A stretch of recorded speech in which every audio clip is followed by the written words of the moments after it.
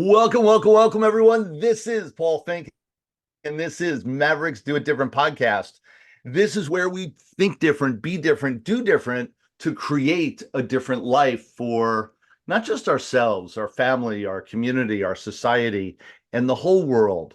When we step up, when we create a difference, it ripples effects throughout the world, throughout the universe to create a difference for all. Be absolute. You are going to step up. And today I've got a special guest to help us move through that process and understand how to step up into a great, great, great life. This is Jordan Adler. And man, he has been just an inspiration to me for so long without him knowing it. At 34 years old, Jordan was living in an enclosed garage. His rent was $200 a month. He had two roommates. He carried $36,000 in credit card debt, which in my background is even still a small amount. But man, when you're young and that's everything that you have, that's extremely a ton of money. His job paid him only $14,000 a year, which is why the $36,000 credit card debt was so amazing and overwhelming to so many. He had tried 11 network marketing companies in 10 years, never signed up one person, never made one penny in all those ventures. The future looked bleak. And yet today he's one of the highest paid network marketers in the world. As the #1 affiliate with the legacy company Promptings, he cracked the code. His best-selling book, uh, Beach Money, and this is the original copy that I had, and I showed him this, and he was like, wait. I need to make sure you've got the newest copy. So Jordan Adler's book, Beach Money, absolutely broke all records, has sold over 1 million copies, 100% of the profits of his book donated to the organization that helps entrepreneurs in developing countries start small businesses through microloans, and more recently published the second book, Better Than Beach Money. His message is simple: hope, simplicity, limitless opportunity. He believes that when you continue to send good things out into the world, as we just were talking about, and treat people right, good things will come your way. Jordan, such a pleasure to have you here. Such a pleasure to connect. I got your book so many years and years ago when I was just getting started. And it felt like when it was in I guess it was in my 30s or even 40s that I got the book and went, wow, this is somebody that I loved it. I followed you for years, and then we finally connected up after all this time. How are you? Yeah, Welcome. we met on a cruise ship. There you go. Yeah, can you believe that? Yeah. And it's such a pleasure to be here with you. I feel like I've known you for a long time, Paul, and we really haven't known each other that long, but it's It's great to be here and I appreciate the invite. like-minded people. Yeah, Like-minded people connect very quickly. So absolutely. tell us a little bit about this journey that you've been on and what it's really meant to you in your life. Yeah, so I grew up in the south suburbs of Chicago, in a lower middle income neighborhood. In fact, just saw a Facebook memory pop up. The family home that I grew up in, when my father passed away 8 years ago, I sold it for $9,800, the home that I grew up in. So that gives you a sense of the neighborhood and the area. Now it's gone up a little bit since then, but that's the home that I lived in. And I was always wired as an entrepreneur. I didn't really have any entrepreneurship around me, but for whatever reason, I was always attracted to things like lemonade stands and paper routes where I could do things to creatively increase my tips. Yeah. And so I was wired that way. And then I did go to college. My father saved his entire life for myself and my two sisters to go to college for, he'd pay for the first year, and then we had to figure out how to pay for the rest. So I did go to college. I got a degree in landscape architecture. And right out of college, I had a guitar, a suitcase, and $250, which was birthday gifts. And I flew to Arizona because there was a lot of building going on. And while I was doing drafting jobs and things as a landscape architect, but low pay, like I'm talking $12,000 a year, $14,000 a year, in that range. And then I started dabbling with little entrepreneurial things because that's what I was attracted to.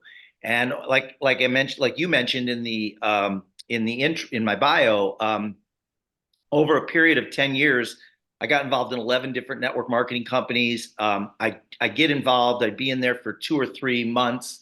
I get discouraged really fast, a lot of negativity, a lot of people that were negative about network marketing, and people that would no-show me and all that. And I would get discouraged and I would quit. And I did that over and over again for 10 What years, 11 companies. what kept you moving forward? So many people, they'll go through an experience like that and went, oh, yeah, I did network marketing once. I'm never doing that stuff again. And Yeah. you went through 10-year process to find the perfect home. What Right. what Yeah. caused So you to keep moving? yeah, the truth is, like I hear the question, why didn't you quit? Well, the truth is I did quit. I would quit over and over again. I do it for 2 or 3, but here was the difference between me, and I don't know if it was just because um, I have a short attention span, which I do. I I don't know why, but for whatever reason, I do know why actually. I was I really believed in the dream of a passive income that would give me the freedom to call my own shots.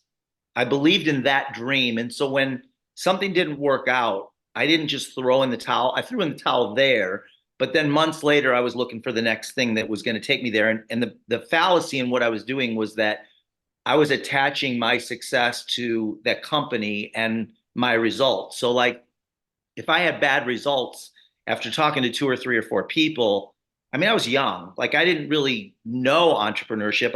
I wanted to be an entrepreneur, but I would get involved in a company and get some discouragement and quit. And that model doesn't work.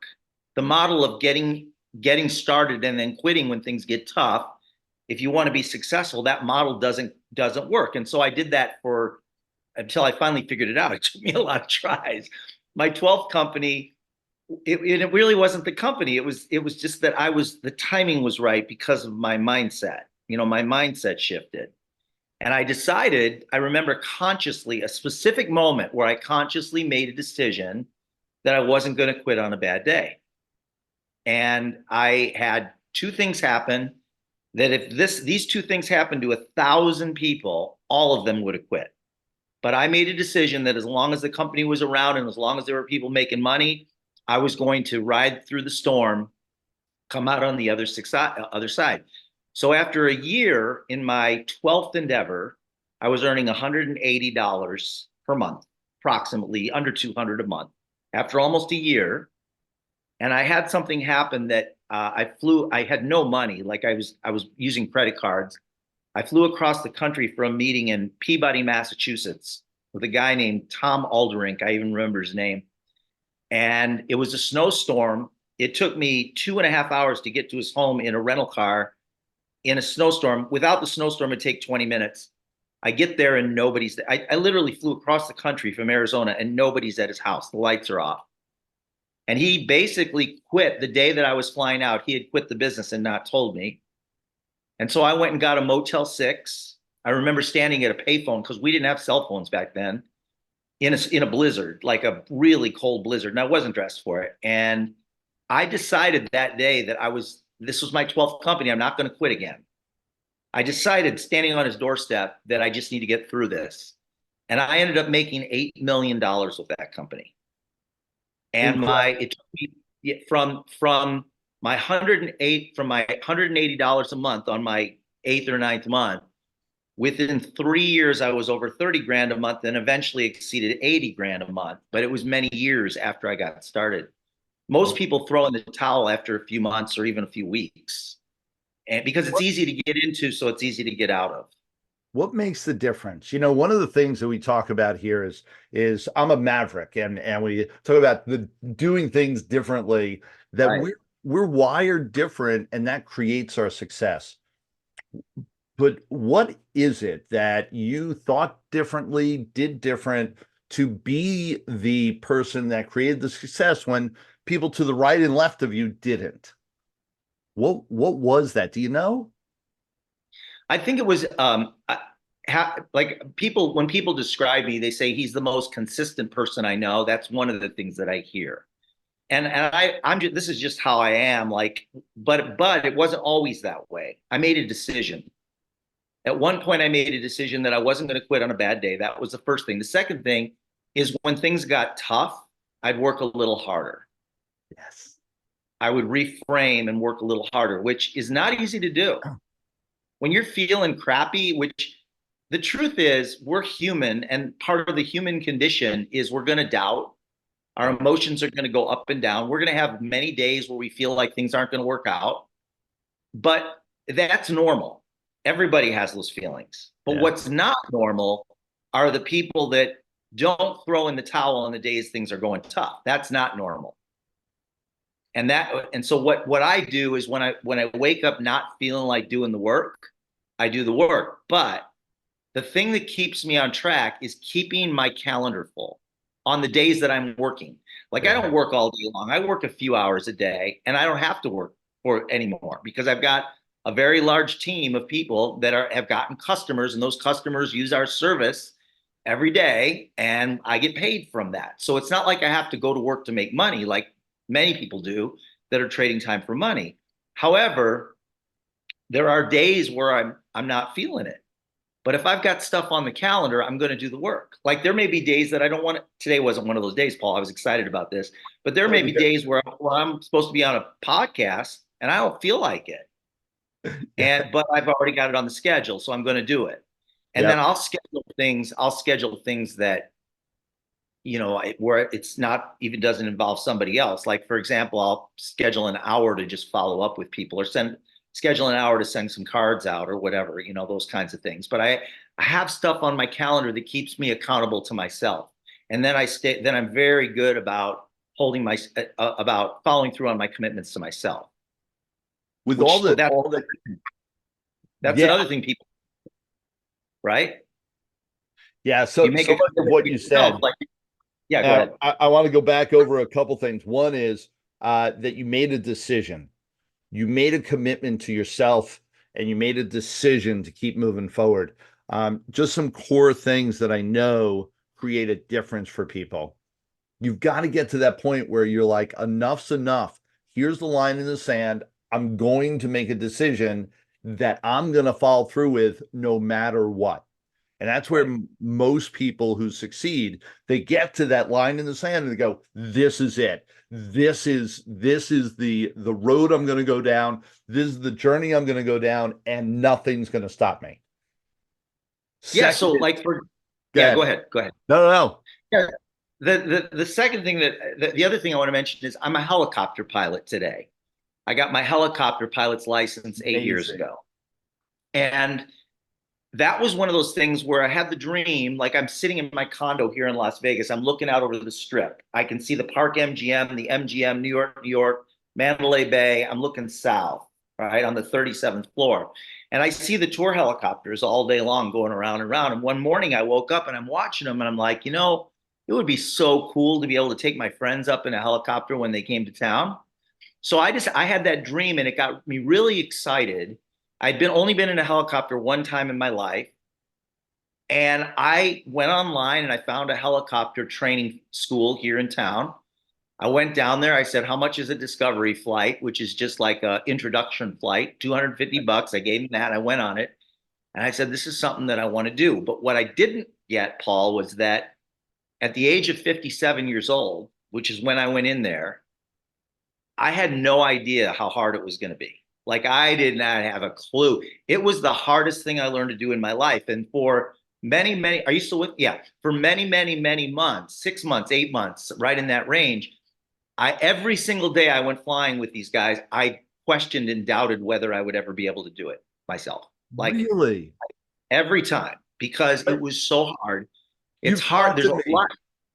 Yeah, you talked to me about this before when we were just hanging out one day, and you talked about this, and I got to tell you, that's inspired me as a Maverick. That's inspired me to go, maybe that should be on my bucket list, because I got to test out your theory that it's the hardest thing we'll ever do. If you want one of the greatest exercises in personal development is to become a helicopter pilot at our age. Wow. I'm not going to put you in the same. Wait a second. What do you mean? Our age. And we I'm not are going to put you similar. in the same. We are similar in age. However, wait. This idea that age has anything to do with our abilities. Come on now. We can do Well, Paul. So I go into the school and it's a bunch of 20 to 25-year-olds running the school in there, right? And I go right. in there and they see me and they snickered a little bit because guys in their 50s do not go in to get helicopter pilot licenses. Is it is it that is it physically demanding? No, not at all. No, Well, so it has nothing it's to do with my physically demanding. age. It's physically demanding only in the sense that it's so challenging to your mind that you feel it in your body, but not, yeah, it's not the age, it's just that 50-year-old, 55-year-old men or women don't typically have the dream to learn to fly helicopters. Right. So they Well, just don't see them very often. yeah, well, here's what I want to tell to our audience is that it's never too late to dream, and Right. it's never too late to dream big, and to True. challenge yourself to dream like a 20-year-old every single day of your life. You want to know the secret to longevity? That's one of them. That is true. Yeah, and so one of my favorite things to do, Paul, it's probably on my list of my top 5 favorite things to do, is when friends come to town, take them, fly them over the mountains, which is just a 30-minute flight, Yeah. land at the winery in Pahrump, go in and have lunch, get in the helicopter, fly back to Vegas. And it's beautiful and it's a cool experience. I had Jay and Corey Facette. Yep. Yeah, of course. So Jay and Corey, you might have seen this. Jay and Corey were just in town. They brought their 2 boys. One of their boys had never been in a helicopter before. So I took up Corey and one of their sons, and then I took up Jay and one of their sons, and we just did a little flight over the mountains, which was really fun. Wait a second. So That was how many people can we fit in your helicopter? 4, but so Oh, I couldn't put the whole family in. Yeah. Yeah. Well, you certainly can't put my whole family in. So No, so, definitely. well, so my wife and I will be there, and we'll the kids can suffer on their own. They're old enough now, and so we'll go and join you. I'd love to. That would be a blast. It'd make my day. Couple other things that you talked about, and this is really key, is work ethic. The idea of that persistent, consistent behavior, and I talk about that all the time. And it's something that people are looking for the quick fix versus creating a legacy. Yeah. If it's well, and also it's very difficult when you're in the middle of it and you're doing the work. Sometimes the work you're doing, although it's important, it's hard to look at that work and say, this is going to take me to my dream. There's sales and there's marketing, right? There's sales where you're actually, which can be kind of transactional in some sense. And then marketing is more like what you put out there and what you attract. And sometimes when you're doing the market, well, both, you're doing the work, you're going like, is this really taking me closer to my dreams, or am I just spinning my wheels? Right. A lot of times you're spinning, like, for example, I've heard people say, they don't say it in these words, but they're basically saying building relationships is a waste of time. I just need to make the sale. Right. I need to get the income. So people come to me and they say, Jordan, I need to make money now. Right. But if they focus on that, which is important to focus on, but if they just focus on that, they're never going to have the legacy income. Right. They're never going to have the legacy business. Yeah. It's ultimately the relationships that take you to the greatest partnerships in your business. It's like, that's really where the real the rubber hits the road in the relationships. Like, and if you read books by successful people, all of them will talk about this. Yeah. But yet most people that don't really get that, which there's a lot, which is really, it's a glass ceiling. It'll stop you in your tracks if you don't get that your greatest opportunities lie in the relationships that you make along the way. Yeah, and you've got to, and I talk a lot about that legacy component versus cash flow, the immediate need base, if you will. And so there's short-term needs, and then there's a long-term dream. Right. To build the long-term dream, it does take that the relationship building, to actually feel people, be with people, connect with them, and be real. And it's man, it's a lost art these days. And those people that are focused in on it, that really pay attention to that component, are the ones that are going to be the leaders for the next couple decades. Yeah. So I have one relationship that I built that led to $280 million in sales to our company. That's pretty And significant. it was a relation. I know it's mind blowing to me. And it's a result of, I mean, thousands and thousands of people were involved, but it's a result of me eventually getting invited to speak on the stages of in front of thousands of people all over the world. As a result of one guy that I met at a networking event who was 21 years old at the time. His father was, and I built a friendship with him.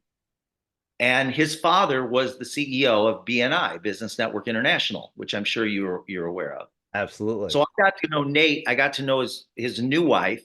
I got to know his father, and they knew what I did for work and you know how I made my money. But it was all about it's not always about what you're going to get. It's not always about, like, I don't make friends because I know I'm going to get something. I didn't even know what Nate did when I met him. I just liked the guy. We scheduled lunch and we built a friendship, and we've traveled, myself and him and his family, we've traveled all over the world together. I'm Uncle Jordan to his kids, but it's the relationship that led to that opportunity. And it's typically one or two relationships or three relationships in your entire lifetime that really can move the bar for you, like significantly, exponentially. Have you ever heard of the book called U Squared by Price Pritchett? Yes. Yeah, Have you absolutely. read Yes. that?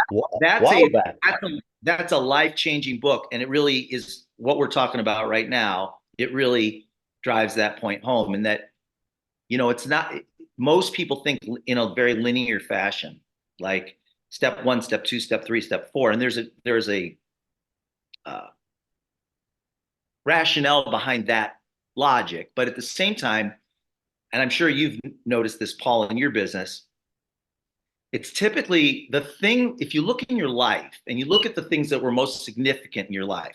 I'll ask you this, Paul, of the think of three things in your mind that are the most significant in your life. Isn't it always a result of meeting the right person at the right time? oh yeah. Yeah, absolutely. So there it is right there. It's meeting the right person at the right time. So what do you got to do? You got to get out and meet people and Yeah. build relationships with people. It's going to be those magic moments that create the quantum leaps in your life and in your business. The biggest challenge that I found is that people think that they can predict which person and which moment, and Nope. which means you need to be in a lot of raw, the lucky, the luck happens when you're at the right place at the right time, and that only happens because you've been in a lot of wrong places at a lot of wrong times to Exactly. create the momentum that puts you in the right place at the right time, just in the right time in your life and in theirs, and everything follows from that point forward. And it's That's so so true. amazing to keep that door open, to make that happen every day, is where that persistent, consistent behavior comes in, that work ethic to just show up, regardless of whether you're going to end up at a dark house at the end of the road, or whether it's going to be filled with everything that you dream of. You don't know, but you've got to do the journey anyway. Absolutely. And sometimes the people you meet that you think are the wrong people, over time, you realize they were the right people. Oh my So gosh. here's an example. I was in my 20s. This guy, to this, I mean, he's gone. He's long gone, I'm sure. But this guy, when I met him, he was one of the most, he left the biggest imprint in my mind as in terms of being one of the biggest losers that I've ever met. And he motivated me more than he even knows. And here's what happened. I was living in a little studio. My rent was $200 a month. Live in a little studio on University and Hardy in Tempe, Arizona. And the studio was tiny. It had a little kitchenette. I had a big waterbed in there, with a trellis over the top. It was ridiculous. Anyway, this guy's name was Don, and he was my next door neighbor. And every day I come home, he'd be drunk on his doorstep in a little wooden chair. And by the end of the evening, he'd pass out on his doorstep. He'd literally pass out. And then in the middle of the night, he'd get up and go into the house and go on his bed. Well, Don was such a drunk and such a loser. And I remember so many times coming home thinking, I never want to end up like Don. And that was actually motivating to me. It was motivating. And I remember him to this day. Like Yep. it was one of the things that helped implant that work ethic, was like, I got to work so that this never, because it's just like, we're all thin threads away from things like that, living in the street, you know? Yes. There before the grace of God go I. Remembering that is really key. Remembering that. Yeah. Yeah. I I mean, had, literally, yeah, go ahead. yeah, I had similar things where there were people that were doing things that I was doing in my 20s and early 30s, but they were 70 and 80 years old and still doing it. And I just looked at that going, never, never. And it really that was a catalyst that moved me to another level. Yeah. So yeah, sometimes it's not about watching the big successes. It's about watching the opposite and being driven to the opposite of that. Right. Yeah, Away from it. And it is thin threads, man. I mean, I've seen, we have, I mean, we all have, right? Even you, anybody who's watching this has seen the there's people that fall from grace, you know, and I don't ever want to go there. I like my life. Yeah. Yeah, it's Yeah. one of the things, and there's a concept that your mind once expands, never contracts. And I'm a firm believer that your wallet is the same thing. And so the learning to live that great life is a component that'll keep you in that great life. Absolutely. And to stay focused on what does that mean to you, and how do you develop that every day for that longevity? Absolutely. Hey, and listen, don't settle. Like most people, what they do is they start shrinking their dreams down to meet their income. Yes. You don't need to do that. Instead, focus on getting your income up to meet your dreams. Put your dreams high, dream high, even if it's more than you even believe is possible. And then Wait a second. Wait. You dream high? No. We're supposed to have realistic goals. Who have you been talking to? This is crazy stuff, right? And everybody out there, you've heard of SMART goals, right? SMART goals. They are the Achilles heel that is destroying people, because it's realistic goals. Are you telling us that we should have unrealistic goals? Jordan, yeah, no, I'm telling you, I'm telling you that you need to have goals, and you know this, Paul. You need to have big goals that are going to get you excited, inspire you, and also scare you a little bit. Yes. And stop settling. You don't need to settle for it's just kind of how it is. This is just how my life is. I just attract all the bad luck. I make all the wrong decisions. That's what most people do, and they go, you know what, I'm too old, instead of setting the bar high and then figuring it out. Like that's what entrepreneurs do. Get around people that there's a symbiotic relationship with, that can help take you to your dreams. Here. Because it's going to be getting there is going to be meeting the right person at the right time. So it's not about what your abilities are. No. It's not about that. Yeah. It's about who you meeting the right person at the right time. Everybody has connections. Everybody has skills and knowledge, and we all bring a different set of skills to the table. We all bring a different set of beliefs to the table, but it's finding that right fit where they help you, you help them, and they're out there for you. One of the things, no question, and it's keep networking, keep dreaming, reach for the stars, and recognize that it's never too late. The age thing, I fight on that every day, and to say we are as young as we feel, and there is so much more ahead of us, no matter what age you're at. Dream big. So with all that you do, you've figured out, you have definitely figured out the formula for living a great life, and one of the components is the idea of passive income, of true Mhm. passive income, which a lot Mhm. of people talk that number and that verbiage, but they're not really passive. Talk a little bit about what that Yeah. means. So imagine that every month instead of your income starting from zero every month, you start at a level. It could be, say, it's $100 a month where you've done something. There's lots of different ways to create passive income. So you could buy rental real estate. You could buy vending machines. You could invest a bunch of money and create, get an interest check, and that kind of thing. Network marketing, where you leverage your time through the work of other people. So there's lots of ways to create passive income. Here's what happens: if you focus on that over time, you'll develop a passive income that equals your bills. If Yeah. you focus on developing a passive income, it's today's world with online marketing and subscription models. You can create a passive income with subscription models, you know, building funnels around that. Affiliate programs that have a repeat purchase where somebody's buying something every month and every month you're getting paid on that, right? Here, here. And I can tell you right now that there's not a single person that's watching this podcast, Paul, or listening to this podcast. There's not a single person that wouldn't want to have an income stream, whether they went to work or not. There's not a single person that wouldn't want that.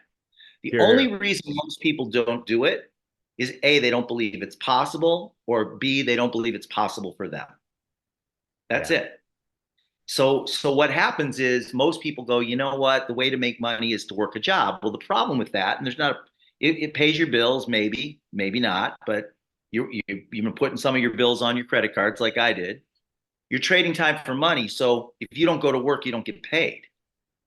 But what if you got paid this month, and this month, whatever you're making this month comes back next month, and then you increase it a little bit. So now you're making $200 a month every single month. So you can literally stack your income over time, and at some point, your income equals your bills, and now you're free. Now Yeah. you're like the world. You can, like, from that point you can start doing, give away more money, do more fun things, discretionary income, buy artwork, travel the world, uh, fly first class, whatever you want to do. Yeah. Yeah, that's true freedom. That's Yeah. true security. And people talk Mhm. about job security, and there's no such thing in this day and age. And No. where real security is when you're able to build up that residual income so that it's coming in no matter what, and then you're able to build on top of that for your month.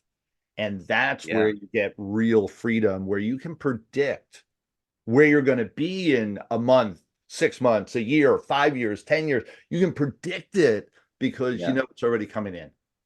Yeah. Really key It's message. exciting. Passive income is exciting. I remember when I got my first residual check, it was like $12.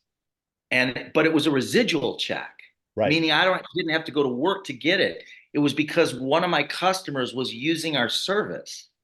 So I get a check. Yeah. And that made it real. And I started, wow, if I can do it one time, I can do it twice. If I can do it twice, I can do it four times. And I just kept doing it. And eventually my checks, got to a point where I was able to travel the world, like things that I only dreamt about, you know? Yeah. I Yeah. never could have imagined the life that I have now uh, Yeah. 25 years ago. Never, Right. never in my wildest dreams. I'm Yet saying, yeah. I met the right people at the right time, moved me into arenas that I never imagined, Mhm. and introduced me to the other right people at other right times, that the world opened up for me. And it's what we see over and over again. So It's I know we're running out of time. I know you've got to run, and I want to thank you so much for joining us here. Where can people find you, reach out to you? They love Yeah. you. They want to connect with you. Where can they do that? Simplest is probably just start with Instagram, at Beach Money Jordan, would be a great place to go. And yeah, that's probably the best place. It's got all my contact information on it. It's got my website on there on Instagram. Beautiful. We'll Yeah. absolutely have also, wherever this is publicized, we'll have a link for you here, and we are everywhere, all around the world. Wherever podcasts are transmitted, we'll be there. So your link will be right there. Jordan, what a great pleasure. Look forward to being on the helicopter real soon. We'll see you out in Vegas, and we'll be talking to you all around the world as we always do. Thank you so much for being here. I'm looking forward. Thank you, Paul. And I'm really looking forward to the next time we can get together. Hear, hear. Bye, For everybody. everyone there, everyone here listening, this has been such a great time with Jordan. I really love people that are living the life, living the dream, and understand how to really enjoy it, both for themselves and for everyone around them. Jordan is a great example of that. This is Paul Finck, the Maverick Millionaire. This is Mavericks Do It Different podcast. Continue to listen, continue to share. We look forward to seeing you next time. Till then, everyone, talk to you soon. Thanks for being here today. As our gift to you, be sure to go to themaverickuniverse.com where you can download your free copy of the Maverick Manifesto.